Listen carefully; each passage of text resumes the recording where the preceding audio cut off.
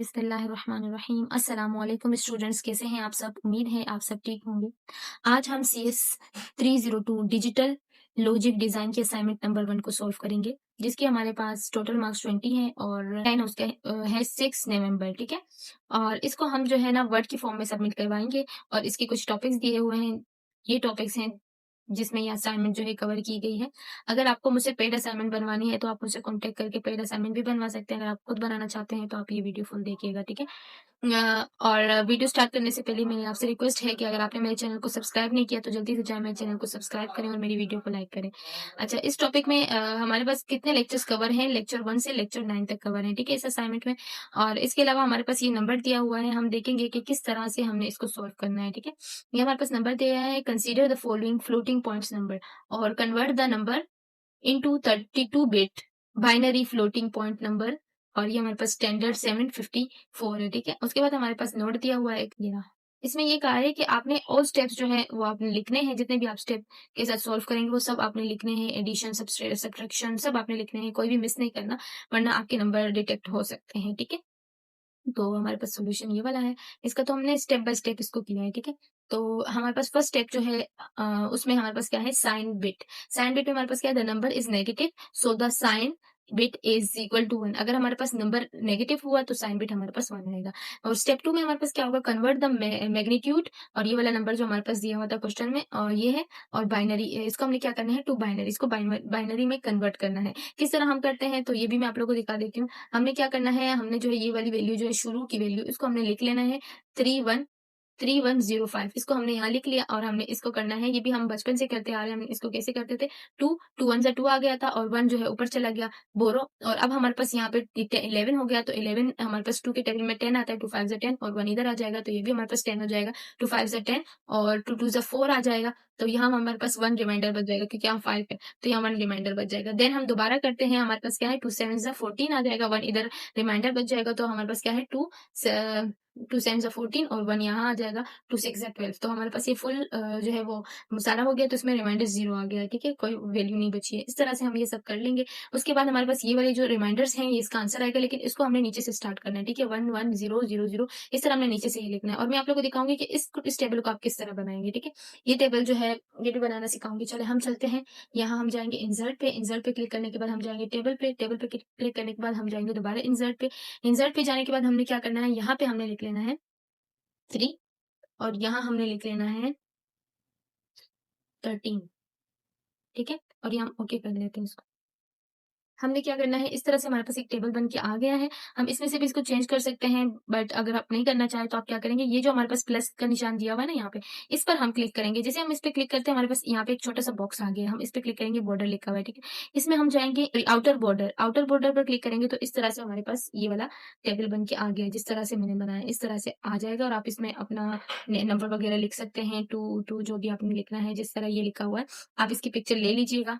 मैं इसको रिमूव कर रही हूँ, ठीक है? आप इसकी पिक्चर लेके उस तरह आप बना सकते हैं।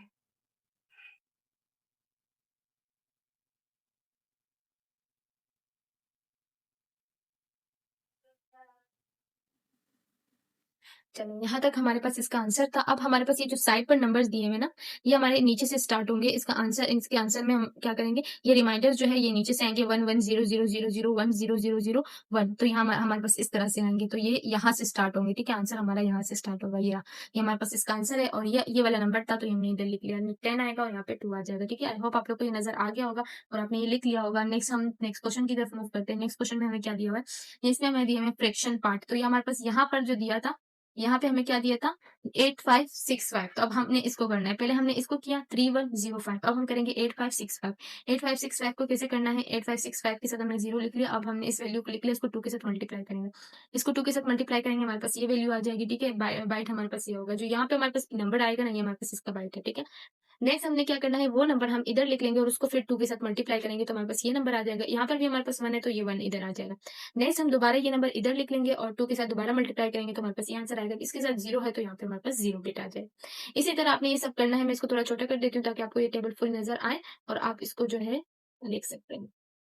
ठीक है? आप इसको इस तरह नोट कर लीजिएगा।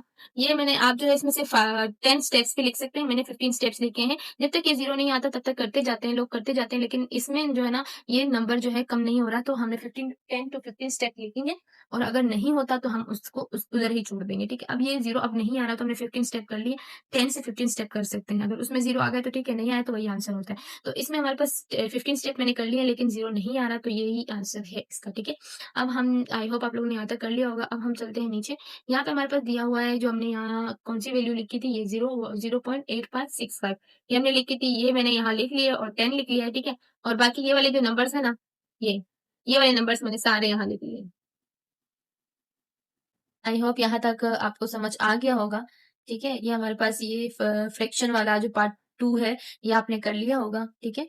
अब हम जो है पार्ट 3 की तरफ मूव करते हैं। पार्ट 3 में हमारे पास क्या दिया हुआ है, ये इसका आंसर आ गया था सही। अब हमारे पास स्टेप 3 जो है हमारे पास क्या है, इसमें नॉर्मलाइज्ड करना है। नॉर्मलाइज किस तरह करना है, वो जो हमारे पास क्वेश्चन मौजूद था वो हमने इधर लिख लिया है और आगे हम ये वाला नंबर लिखेंगे, ठीक है। ये आप लोग एज इट इज देख लीजिएगा, मैं इसको जूम इन कर लेती हूँ, ठीक है। आप लोग इसी तरह आप लिख लीजिएगा, ठीक है। ये वाले नंबर है, ये वाला नंबर है ना, ये नंबर यहाँ पर लिखा हुआ है, ठीक है। अब हमने क्या करना है, move the binary point 11 replace since the integer part has 12 bits. अब हमने क्या करना है, 11 मूव करना है हमने बाइनरी पॉइंट 11 प्लेस में, since the integer part has 12 bits. तो हमारे पास क्या आएगा, ये वाली वैल्यू जो है हमारे पास आ जाएगी इधर, ठीक है। जब हम इसको करेंगे 11 में, ये वाली वैल्यू ये हमने इधर लिख लिया, मल्टीप्लाई बाय, इसको हम काउंट करेंगे हमारे पास कितनी वैल्यूज है, हमारे पास है 12। तो हमने क्या करना है, एक कम लिखना है, तो हमारे पास यहाँ 11 आ जाएगा। This exponent e is equal to 11, ठीक है। यहाँ तक आई होप आप लोगों का क्लियर हो चुका होगा। स्टेप 3 यहाँ तक कंप्लीट होता है। नेक्स्ट हम स्टेप 4 की तरफ चलते हैं। स्टेप 4 में हमारे पास क्या है, एक्सपोनेंट फील्ड बेस्ड। इसमें हमारे पास क्या है, एक्सपोनेंट हमारे पास 11 दिया हुआ था, जो यहाँ पर हमारी वैल्यू आई थी, ये वाली एक्सपोनेंट हमारे पास 11 था और बाइस हमारे पास क्या था, 127 है, ठीक है। बाइस हमारे पास क्या होगा, 127।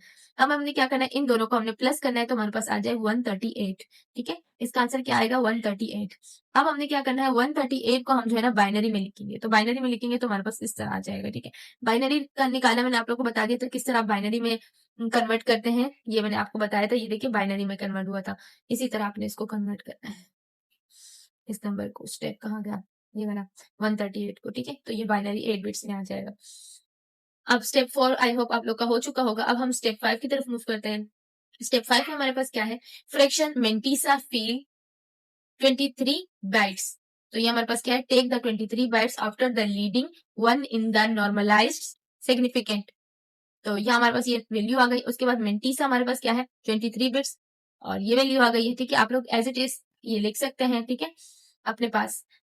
इसके बाद है step number 6, assemble IEE 754 single. तो ये हमारे पास क्या है, 1 + 8 + 23 बाइट्स। तो साइन 1 हमारे पास है एक्सपोनेंट और आगे एक्सपोनेंट की वैल्यूज जो यहाँ पर दी थी वो वाली वैल्यू आ गई, ये वाली, ठीक है। उसके बाद हमारे पास क्या है, मेंटीसा। मेंटीसा की जो यहाँ वैल्यू आई थी वो आ गई, ठीक है। उसके बाद हमने क्या करना है, फाइनल हमारे पास क्या आया है, फाइनल हमारे पास ये वैल्यू आ जाएगी, ठीक है। ये वैल्यू और ये वैल्यू, ये इनको हम इकट्ठा लिख लेंगे, ठीक है। तो हमारे पास क्या है, final 32 bit pattern group for readability. तो हमने क्या करना है, इसके ग्रुप बनाना है। इस तरह हमने फील्ड आ जाएगी, बिट्स आ जाएंगे और डिस्क्रिप्शन आएगा। तो यहाँ पे हमारे पास क्या है, साइन, एक्सपोनेंट और मेंटीसा। तो यहाँ हमारे पास बाइट, साइन में हमारे पास बाइट 1 है, डिस्क्रिप्शन भी 1 है और एक्सपोनेंट में हमारे पास ये वैल्यू है, 8 बिट है, 8 बिट्स है। मेंटीसा में हमारे पास ये पूरी वैल्यू आ गई और ये हमारे पास 23 बिट्स। तो हम सब इन सबको जो है हम क्या करेंगे, एक साथ लिख लेंगे। तो हमारे पास क्या आएगा, फाइनल 32 बिट्स पैटर्न हमारे पास ये पूरी वैल्यू आ जाएगी, ये और ये हमने यहाँ लिख लिया, ठीक है। इसको अगर हम हेक्साडेसिमल में चेंज करेंगे तो हमारे पास ये वैल्यू आएगी, C542-1DB4, ठीक है। आई होप आप लोगों को मेरी वीडियो अच्छी लगी होगी। अगर मेरी वीडियो अच्छी लगी है तो मेरे चैनल को सब्सक्राइब करें और मेरी वीडियो को लाइक करें और अपना बहुत सारा ख्याल रखें, ठीक है। अल्लाह हाफ़िज़।